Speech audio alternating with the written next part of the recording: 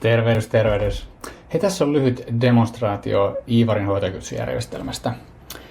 Hoitajakutsujärjestelmä pohjautuu tarkkaan sisätilapaikkannukseen. Tässä mulla on esim. Vihreä puhelin, joka nähdään tuossa vieressä nyt täällä vihreällä hoitajaikonina. Ja mulla on tässä tämmönen, mikähän taas leveä 140 senttinen huone ja ehkä 2 metriä pitkä.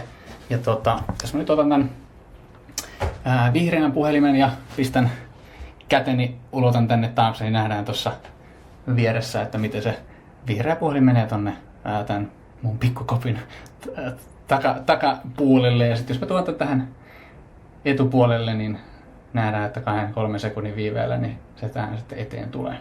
Eli näin tarkasta, siis reilusti alle metrin tarkkuudesta sisätilapaikannuksesta puhutaan ja sekunnin välein paikkaa tallennetaan.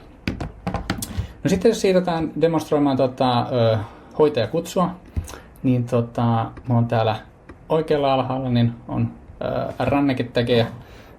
Ja jos näistä painaa nappia, niin sen jälkeen ensisijaiselle hoitajalle, joka nyt tässä demossa tulee olemaan tämä vihreä puhelin, niin tulee sitten hälytyslukitus tai ilmoituslukitusnäytölle ja myöskin äänenä, että hoitaja-älytys ja huoneesta tai alueelta se ja se.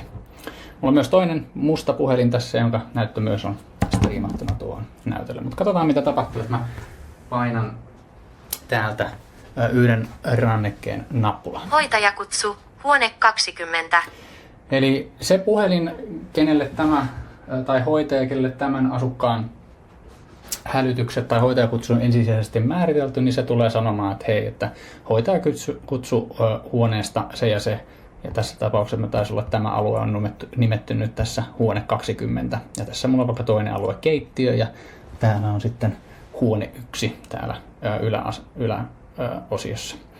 Ja jos ei 30 sekuntiin ensimmäinen dedikoitu hoitaja vastaa, niin hoitajakutsu, huone 20. Me ollaan määritelty sitten, että se automaattisesti siirtyy seuraavalle hoitajalle tai seuraavalle ryhmälle. Ja tässä tapauksessa nyt se on tämä musta hoitaja.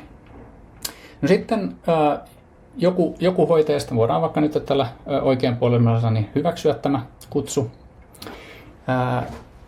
Ja sen jälkeen vielä sitten katsoakin täältä puhelinsovelluksesta, että mikä se on tilanne. Ja samaan aikaan tuossa myös toiselta puhelimelta muita puhelimilta se nollautuu, eli häviää se kutsu, jos joku sen hyväksyy.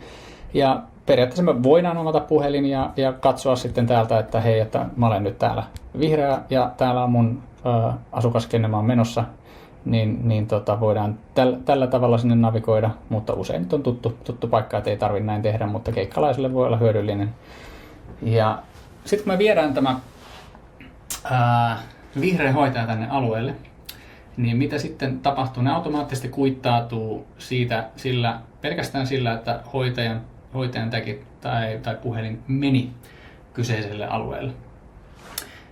Eli toinen vaihtoehto myöskin on tehdä niin, että jos me suljetaan tämä puhelin täysin ja me tehdään hoitajakutsu täältä samalta huoneesta ja samalta henkilöltä. Hoitajakutsu, huone 20. Niin me voidaankin myös vaan suoraan, jos satutaan olleen käytävällä vieressä, niin pelkästään kävellä ja mennä tänne. Ja niin kuin nähdään, niin se kuittaantuu suoraan sille. No sitten meillä on hoitajakutsu. Eli itse asiassa hoitajan lisäapupyyntö. Jos meillä on tämä vihreä hoitaja on vaikka täällä takana ja me pyydetään sitten vaikka tällä mustalla painetaan kerran nappulaa, pyydetään apua. Et hei, lisäapukutsu lähetetty, huone 1. Niin musta puhelin sanoo lisäapukutsu lähetetty, vahvistaa, että nappia on painettu ja sitten tätä vihreästä ja muista puhelimista kuuluu, että hei, että musta hoitaja tarvitsisi apua.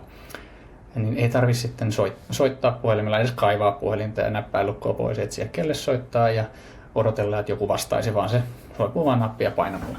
Saman efektin voi tehdä myös teidän vaan hoitajilla on kannossa kiinnitettynä vaatteisiin sitten tämän oma henkilökohtainen tagi, niin tätä nappia painamalla saa samanlaisen kutsun tehtyä.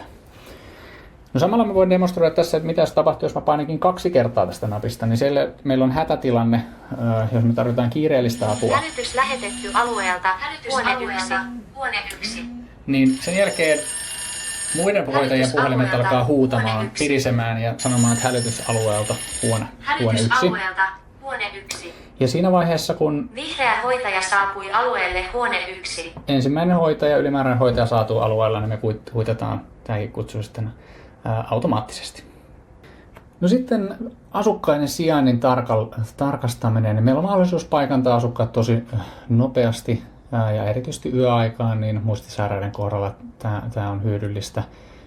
Ja tässä nyt on demo mielessä oikealla, että miltä sitten se arki todennäköisesti tulee sitten näyttämään, että voidaan vaikka valikoida, että näytetään pelkästään asukkaat, tai sitten voidaan ihan sitten vaikka etsiä tuolta tiettyä henkilöä. Tuossa on vaikka viimeksi Liisaa etsinyt, niin tuossa mä nyt näen jo itse asiassa sen enempää mitään muuta tekemättäkään kuin tänne painamalla, että hei, että Liisa on keittiössä ja Charlie ja Mikael asukkaat on sitten huoneessa 20.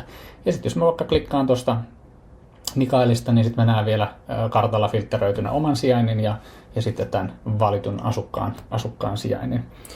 Mutta varsinkin ehkä yöaikaan tämä tämmöinen yleisnäkymä on aika kiva ja tulee se fiilis, että missä kukin on. Ja jos joku lähtee liikkeelle, niin sitten voidaan tarkistaa, että hetkonen, että kuka siellä